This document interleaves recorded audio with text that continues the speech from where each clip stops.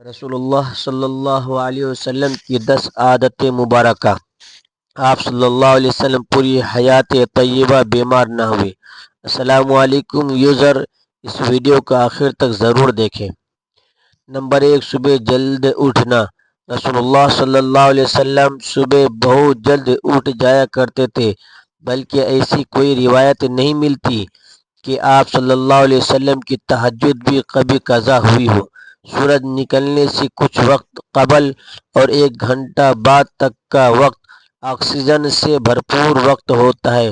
آج سائنسی تحقیق کی بنیاد پر بھی صحت کے اعتبار سے 24 گھنٹوں میں یہ بہترین وقت ہوتا ہے کہ جس میں آپ کو زیادہ سے زیادہ آکسیجن لینے کا موقع ملتا ہے، جو کہ آپ کی صحت مند زندگی کے لیے ایک بہترین مفید عمل ہے۔ نمبر 2، آنکھوں کا مساج۔ صبح نیند سے اٹھنے کے بعد رسول اللہ صلی اللہ علیہ وسلم آنکھوں کا مساج فرمایا کرتے تھے۔ باڈی کا پورا نظام 11 سسٹم پر مشتمل ہوتا ہے۔ نیند سے اٹھنے کے بعد یہ سسٹم بحال ہونے میں 11 سے 12 منٹ لیتا ہے۔ اگر آپ آنکھوں کا مساج کرتے ہیں تو یہ سسٹم 10 سے 15 سیکنڈ میں فوراً بحال ہو جاتا ہے۔ نمبر 3، بستر پر کچھ دیر بیٹھے رہنا۔ رسول اللہ صلی اللہ علیہ وسلم بستر سے اٹھ کر کچھ دیر بیٹھے رہتے تھے اور معمول تھا کہ 3 دفعہ سورہ اخلاص پڑھتے تھے کہ جس کو پڑھنے میں تقریباً 1 منٹ صرف ہوتا ہے۔ آج میڈیکل سائنس بتاتی کہ ہمارے دماغ میں ایک کیپیلری ہے کہ جس کے ایک حصے سے دوسرے حصے کے لیے بلڈ کے لیے ایک پل بنتا ہے۔ اس طرح اس پل کے ذریعے سے ہمارے پورے دماغ کو بلڈ کی سپلائی بحال ہوتی ہے، جہاں سے ہمارے تمام تر اعصاب یعنی پورا جسم کو کنٹرول ہونا ہوتا ہے۔ اگر کوئی شخص صبح بیدار ہونے پر اچانک اٹھ کر چل دے جبکہ ابھی برین بھی بلڈ کی سپلائی بحال نہیں ہوئی، تو اس شخص کو یہاں برین ہیمریج ہو سکتا ہے یا وہ برین کے کئی دوسرے پیچیدہ مسائل کا شکار ہو سکتا ہے، جس میں اچانک جسم کے کئی حصوں کا مفلوج ہونا، فالج بھی شامل ہے۔ جبکہ اگر وہ صرف 1 منٹ بیٹھا رہے، اس کے دماغ میں بلڈ کی سپلائی بحال ہو سکے تو بہت سے پیچیدہ مسائل سے بچ سکتا ہے۔ یہ باقاعدہ ایک سائنس ہے اور ایک حدیث مبارکہ کے پیچھے بہت سے پروفیسر ڈاکٹرز کی ریسرچ شامل ہے کہ جس میں غیر مسلم ریسرچ نے بھی اتفاق کیا ہے کہ ہمیں رسول اللہ صلی اللہ علیہ وسلم کی اس سنت کے مطابق صبح اٹھنے کے بعد بیڈ پر کچھ دیر بیٹھے رہنا چاہیے۔ اس کا فائدہ یہ ہے کہ دماغ پوری طرح سے ایکٹیو ہو کر ہمارے جسم کی بھرپور رہنمائی کے قابل ہو جاتا ہے۔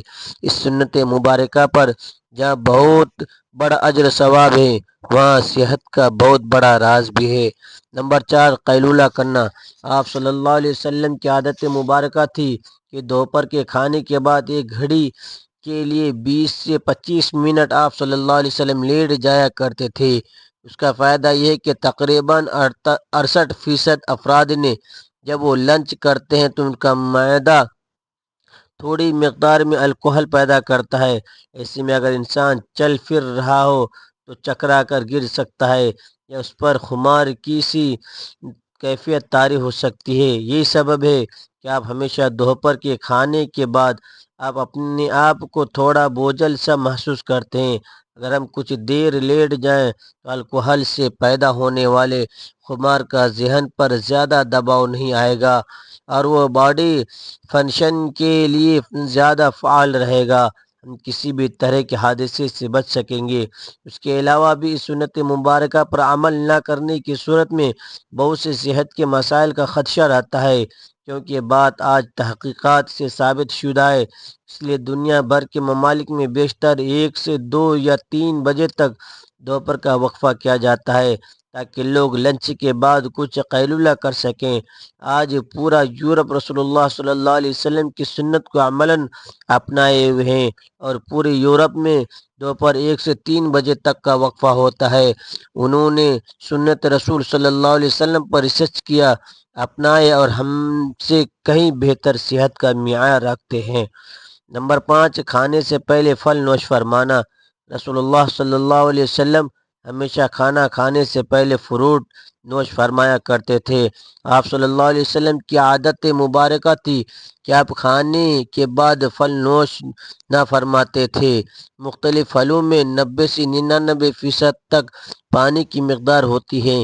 آپ صلی اللہ علیہ وسلم نے چونکہ کھانا کھانے کے بعد پانی پینے سے منع فرمایا ہے، جبکہ کھانے سے قبل پانی پینے کی ترغیب دلائی ہے، اس لیے مختلف پھل بھی چونکہ پانی کی بہت زیادہ مقدار رکھتے ہیں، اس لیے ان کو کھانے سے پہلے جسم سے اور خاص طور پر معدہ اور آنتوں کو توانائی ملتی ہے، کیونکہ کھانے کو ہضم کرنے میں معدہ اور آنتوں کا بہت اہم کردار ہوتا ہے، اور یہ عمل ان کی کارکردگی بڑھانے میں ان کے لیے مددگار ثابت ہوتا ہے، اور یہ بات بھی سائنسی مشاہدات سے ثابت شدہ ہے۔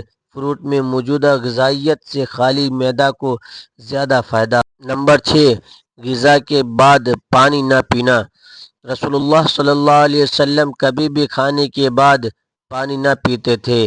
آج علم و تحقیق سے جو باتیں سامنے آئی ہیں ان سے پتہ چلتا ہے کہ سنت مبارکہ پر عمل نہ کرنے کے اس قدر نقصانات ہیں کہ گمان میں بھی نہیں کیا جا سکتا۔ جب ہم کھانے کے بعد پانی پیتے ہیں تو کھانے میں جس قدر بھی فیٹس ہوتے ہیں وہ کھانے سے نکل کر معدے کے اوپر والے حصے کی طرف آ جاتے ہیں۔ باقی کھانا ہاضمے کے دوسرے مرحلے کے لیے چھوٹی آنت میں چلا جاتا ہے۔ اس طرح معدے میں رہ جانے والا فیٹ اور پروٹین معدے کے اندر انتہائی نقصان دہ گیسز پیدا کرتے ہیں، جبکہ ان سب کو کھانے کے ساتھ مکس ہو کر نظام انہضام کے اگلے مرحلے میں جانا تھا۔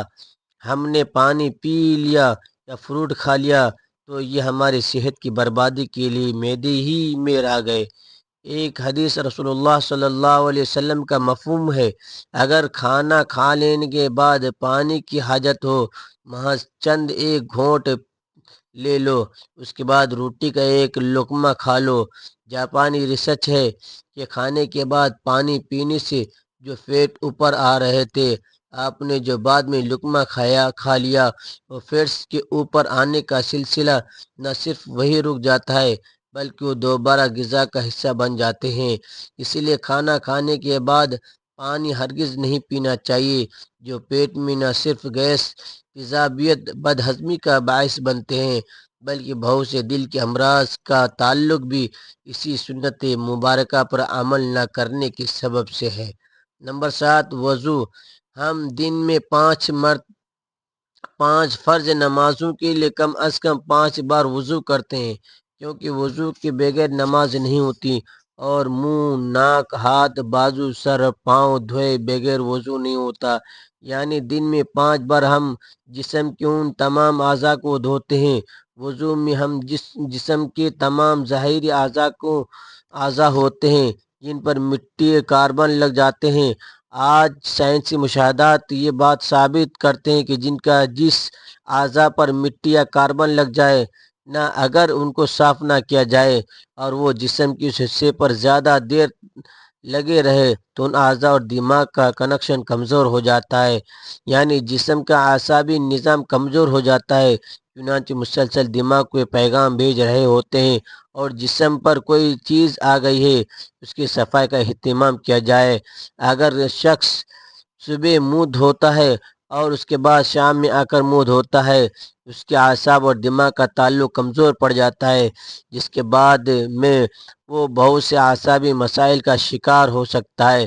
اسلام کم از کم دن میں 5 بار آپ کے اعضاء کی صفائی کا بندوبست کرتا ہے، اور جمعہ کے روز ناخن، زیر ناف اور بغلوں کے غیر ضروری بال کاٹنے سمیت مکمل صفائی کا اہتمام کرتا ہے۔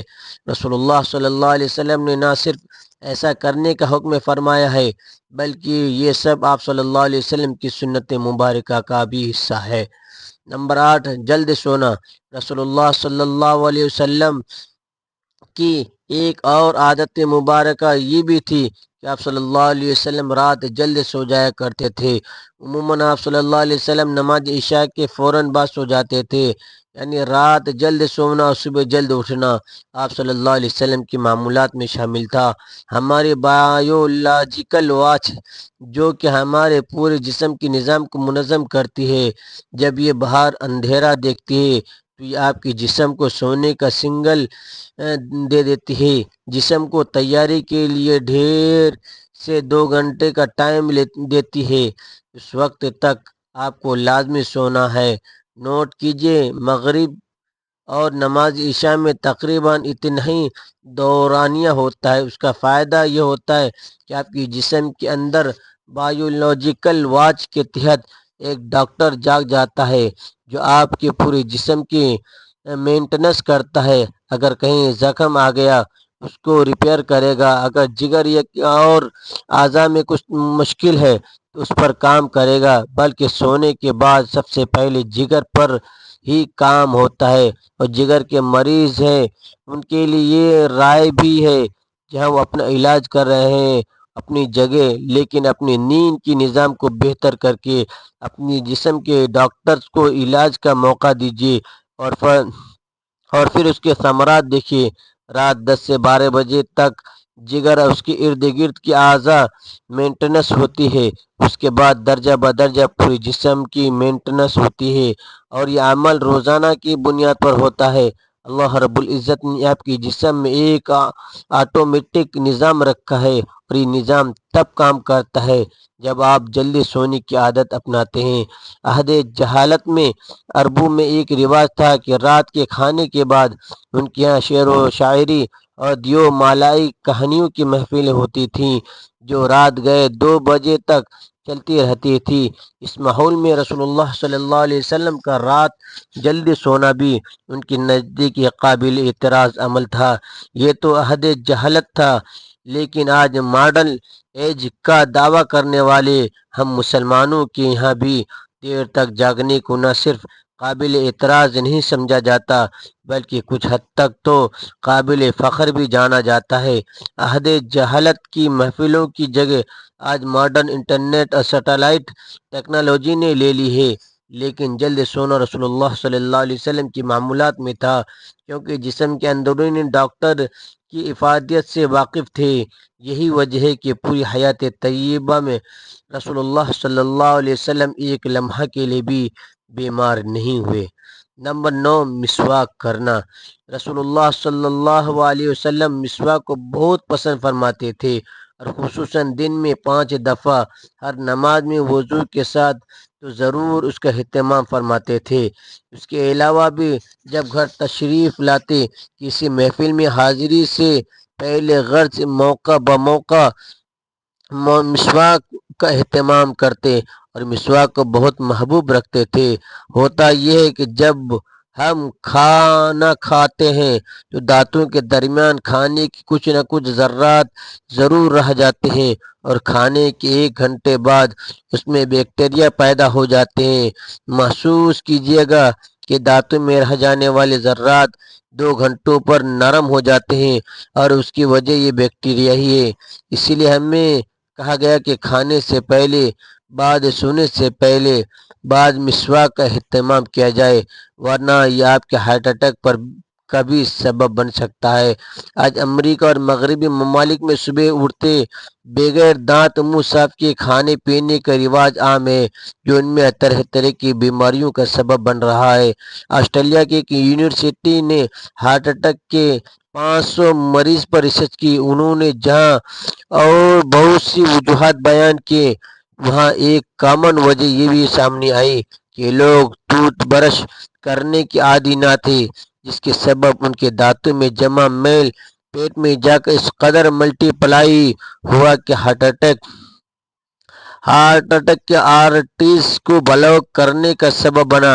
اس کو ہارٹ اٹیک کا اصل سبب ان کے دانتوں کا میل تھا، جبکہ ہمیں رسول اللہ صلی اللہ علیہ وسلم نے مسواک کی اس حد تک تلقین فرمائی۔ ایک موقع پر فرمایا کہ اگر امت پر بھاری نہ ہوتا تو میں امت پر مسواک کو فرض قرار دے دیتا۔ آج کے ماڈرن سائنس ثابت کر چکی ہے کہ جن لوگوں کو ٹوتھ برش زیادہ استعمال کرنے کی عادت ہوتی ہے ان کا غصہ کم اس کا غصہ کم ہوتا ہے، وہ اکثر ٹھنڈے مزاج پر سکون ہوتا ہے۔ جس شخص کو زیادہ غصہ آتا ہے وہ بلڈ پریشر اکثر ہائی رہتا ہے، طبیعت میں بے چینی، تو وہ زیادہ سے زیادہ مسواک کیا کرے، 2-3 ماہ میں وہ اس کے حیران کن معجزاتی اثرات پائے گا۔ نمبر 10، ہفتے میں 2 روزے۔ رسول اللہ صلی اللہ علیہ وسلم کی معمولات میں پیر اور جمعرات کا روزہ بھی شامل تھا۔ آپ صلی اللہ علیہ وسلم نے ان روزوں کو رکھنے کی ترغیب بھی دلائی۔ یہ ہفتے میں 2 روزے رسول اللہ صلی اللہ علیہ وسلم کا قول مبارک ہے کہ مسلمان ایک آنت میں کھانا کھاتا ہے جبکہ کافر 3 آنت میں، اور ہمیں نصیحت فرمائے کہ جب خوب بھوک لگے تو کھانا کھاؤ اور ابھی بھوک باقی ہو تو چھوڑ دو۔ یہ عمل آج جدید میڈیکل کے زبان میں آٹوفیجیا کہلاتا ہے۔ یہ انسانی جسم کو صحت مند رکھنے کا بہت عظیم راز ہے۔